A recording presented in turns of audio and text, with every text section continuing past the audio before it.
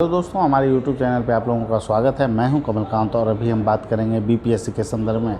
देखिए, बीपीएससी 67 की प्रारंभिक परीक्षा कब होगी, इसको लेकर छात्र खासे परेशान हैं। और निश्चित रूप से मैंने पहले भी आप लोगों को बताया है कि जो ये परीक्षा है अगस्त के अंतिम सप्ताह या फिर सितंबर प्रथम सप्ताह में संभव है।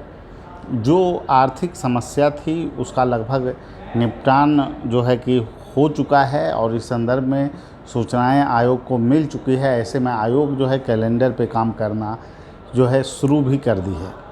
अभी बीपीएससी की स्थिति को देखिए तो एमवीआई का इंटरव्यू का डेट आ चुका है और जो एमवीआई के छात्र हैं वो लोग जो है कि इंटरव्यू की तैयारी में जुड़ गए होंगे। ख़ास करके बीपीएससी की अन्य जो परीक्षाएं हैं उसके लिए जो है आपको मंगलवार को मीटिंग आयोजित है। मंगलवार को कुछ बड़ी निर्णय हो सकती है आयोग के अंदर। तो अगर आप लोग के कैलेंडर पर फाइनल मोहर लग जाता है तो शीघ्र ही इसका प्रकाशन भी कर दिया जाएगा।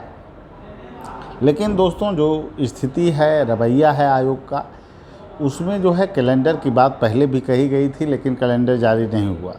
तो बीपीएससी को निश्चित रूप से कैलेंडर जारी करना चाहिए और छात्रों का यह अधिकार है कि विभिन्न परीक्षाओं के बारे में उनको पूर्व ही जानकारी हो, तभी वो अच्छे ढंग से तैयारी भी कर पाएंगे। बहुत सारे लोग जॉब में रहते हैं, उनको समस्या होती है तैयारी करने में, इसलिए कैलेंडर जारी किया जाना चाहिए और इसको लेकर तत्परता के साथ आयोग के द्वारा कदम उठाए जाने की आवश्यकता है।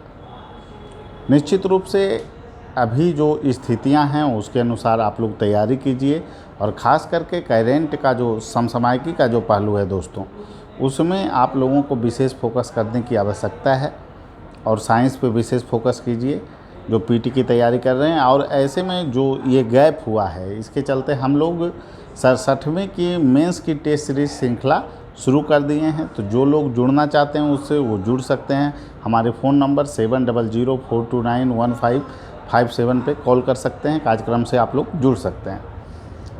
जो अन्य चीज़ें हैं जैसे ऑडिटर की एग्ज़ाम है, मुख्य परीक्षा कब होगी, तो इसको लेकर भी जो चीज़ें हैं लगभग 2 महीना का आप लोगों के पास समय है। तो जो लोग जीएस की अच्छी ढंग से तैयारी करना चाहते हैं उनके लिए भी जो है कि आपको टेस्ट सीरीज कार्यक्रम जो है कि आ गया है ऑडिटर के लिए ख़ास करके।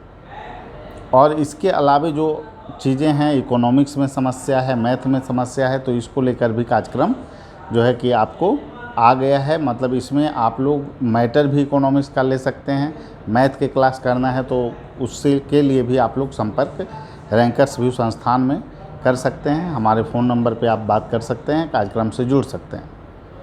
जहाँ तक बात एमवीआई के संदर्भ में है तो एमवीआई का इंटरव्यू के लिए स्पेशल क्लास आप लोगों की शुरू होने वाली है और रविवार को आपको 11 बजे से इसके लिए स्पेशल क्लास आयोजित किया जा रहा है।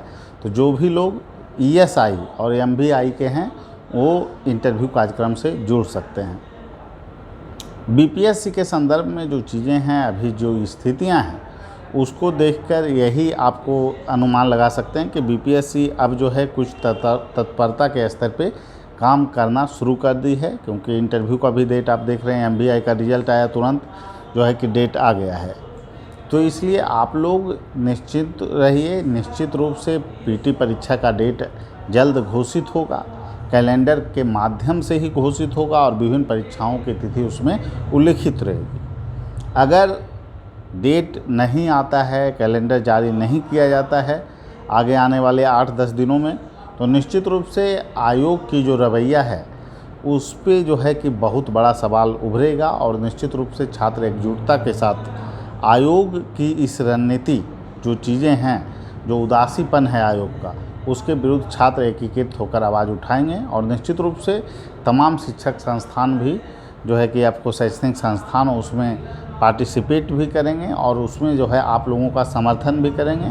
निश्चित रूप से आप लोग अभी जो समय है उसमें आप लोग निराश न हों। अभी जो वातावरण चल रहा है और ख़ास करके जो सरकार की योजना है उसको लेकर जो तरह तरह के उपद्रव जहाँ तहाँ देखने को मिल रहे हैं, निश्चित रूप से छात्र की इस योजना के संदर्भ में जो चीज़ें हैं पहले प्रायोगिक स्तर पे होनी चाहिए थी। छात्रों के साथ कम से कम एक इस बात को विचार को रखा जाना चाहिए था, उसके बाद योजना को जो है लागू करने पर विचार किया जा सकता था। लेकिन एकाएक जो योजना लॉन्च हुई है और जो अग्निवीर स्कीम जो बताया जा रहा है, इसको छात्र अच्छे ढंग से समझ नहीं पाए हैं और प्लस जो चीज़ें हैं उसमें बहुत सारी खामियां भी हैं, और इसी आशंका के कारण जो हो रही है स्थिति काफ़ी जो है दुर्भाग्यपूर्ण है, और इसको लेकर सरकार के द्वारा अपने विचार रखे जाने चाहिए। निश्चित रूप से सरकार जो सरकारी संपत्ति है उसका अगर आप नुकसान पहुंचा रहे हैं तो ये गलत है, क्योंकि ये संपत्ति आपके देश की संपत्ति है। और मैं आग्रह करूंगा कि आप लोग आंदोलन ज़रूर करें, आप लोगों की मांग बिल्कुल जायज़ है, मैं इसका नैतिक समर्थन करता हूं, लेकिन किसी भी प्रकार के सरकारी संपत्ति, हिंसा आदि चीज़ों से आप लोग दूर रहें। ठीक है, सभी लोगों को धन्यवाद, फिर अगले वीडियो में मिलेंगे। Thank you.